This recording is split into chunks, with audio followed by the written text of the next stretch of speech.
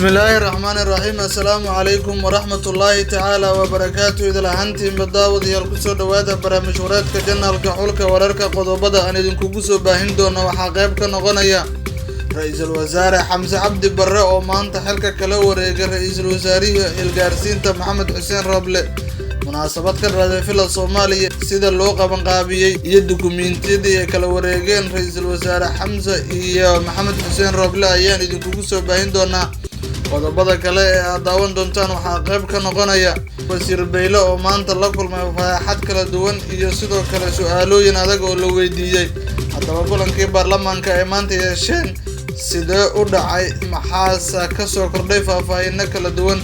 ayaanu idinkaga heynaa qodobada kale ee aad daawan doontaan waxaa qayb ka noqonaya dowladda Soomaaliya oo ciidamo dheeri ah u daabushay gobolka Hiiraan haddaba ciidamada ujeedada loo daabulay iyo waxa ka dambeeya ayaan idinku baahi doonaa ee daawadayaal haddii aad ku cusub tahay channelka waxaan ka codsanaynaa inaad subscribe like share intuba aad nala wadaagto kusoo dhawaada barnaamijyadeedka oo dhameystiran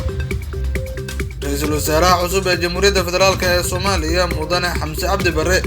ayaa waxa uu ka qayb galay munaasabad ballaaran isla markaana uu xilka kala wareegayay ra'iisul wasaarihii hore ee xilgaarsiinta mudane Maxamed Xuseen Roble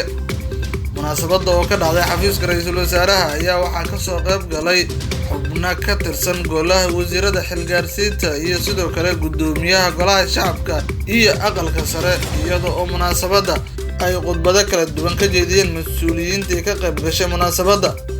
Maxamed Xuseen Roble ayaa waxa uu mahadceliyay dhammaan inta ka qayb gashay munaasabada isla markaana la shaqeysay muddada uu xilka ra'iisul wasaarenimada dalka uu soo hogaaminayay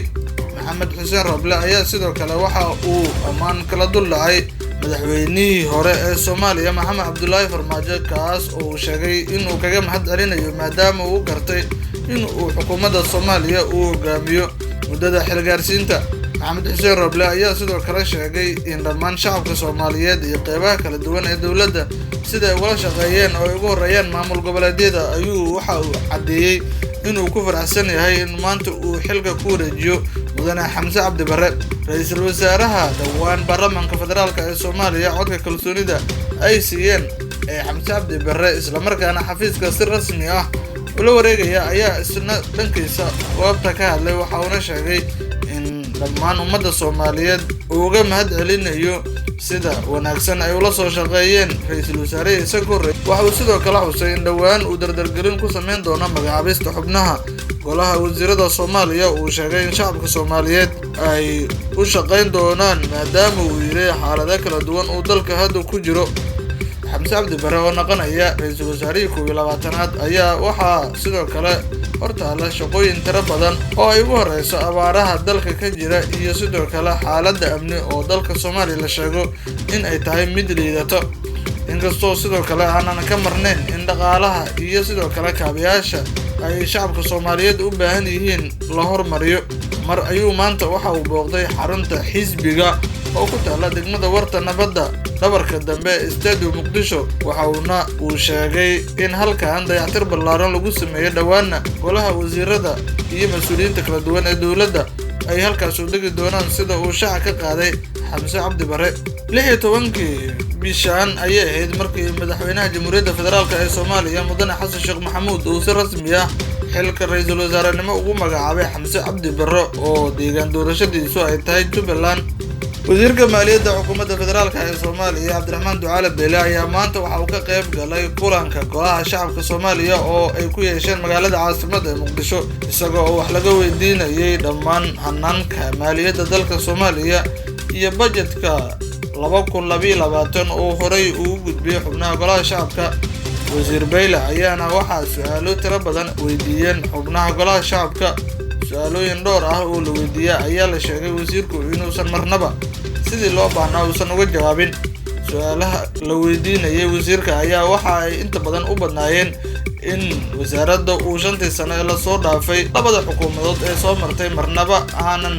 baarlamaanka Soomaaliya la marsiinin miisaaniyadda kala duwan ee sanadihii 2018 19 20 isagoo hadda codsanaya in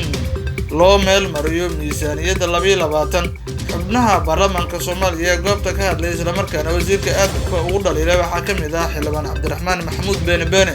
waxaana sheegay in foolxumo ay ku tahay in wasiirka maaliyadda Soomaaliya oo 5 sano la soo dhaafay wasaaraddaas madax ka ahayn maanta uu baarlamaanka Soomaaliya ka hor sheegay in 4 sano la meelmariyay miisaaniyadda isagoo oo sheegay in haba yaraatee baarlamaanka aan la horkeenin balse wasiirka maaliyadda oo su'aal la weydiiyay ka jawaabay ayaa sheegay in dhammaan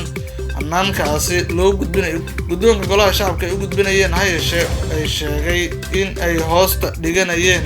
sida wasiirka maaliyadda xukuumadda federaalka ee Soomaaliya uu shaaca ka qaaday wasaaradda maaliyadda xukuumadda federaalka ee Soomaaliya oo ah wasaarad aad u ballaaran isla markaana dalka ugu fadhida miisaan weyn ayaa waxaa 5 sano la soo dhaafay madax ka ahaa wasiir Cabdiraxmaan Ducaale Beyle iyadoo dhawaan warqad ka soo baxday xafiiska xeeladaynta guud ee qaranka Soomaaliya wasiirka loogu yeeray ha yeeshee uu ganafka ku dhigtay in uu xafiiskaas uu tago walow oo doorbiday in uu sheegay warqadda ka soo baxday xafiiska xeeladaynta aysan ahayn mid sharci ah isla markaana wixii loo baahan yahay uu u gudbin doono gareeqaanka guud ee dowladda Soomaaliya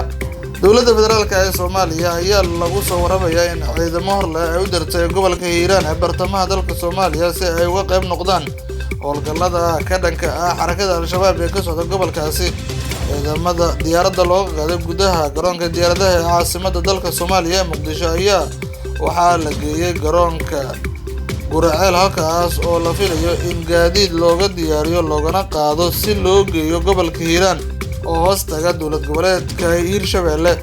xogtan oo la helay ayaa sheegaysa in ciidamada la daabulay ay ka kala tirsan yihiin qaybta 27aad iyo 21aad ee ciidanka xoogga dalka Soomaaliyeed oo ku sugan halkaas waxaana wasaaradda gaashaandhigga Soomaaliya ujeedada rasmiga ee halkaas u gelisay lagu sheegay in ay dardargeliyaan ciidamadaas howlgallada Al-Shabaab wararka ayaa waxa intaa ku darayaan in ciidamada ay ka howlgali doonaan wadooyinka isku xira Beledweyne iyo Matabaan oo xarakada Al-Shabaab hore jidgooyooyin kala duwan